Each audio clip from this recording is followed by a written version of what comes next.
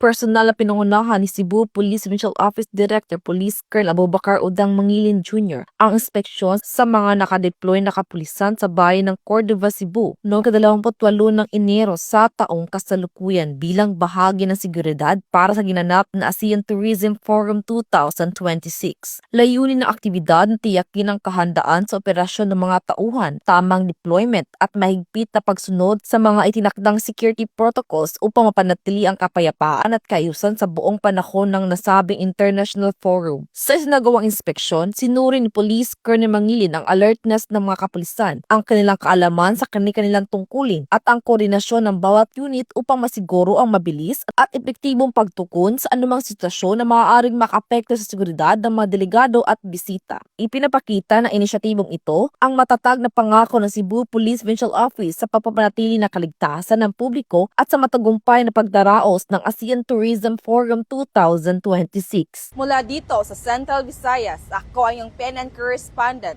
Patroluman Annalyn N. Canoog, alagad ng batas, tagatuguyod ng Balitang Pulis.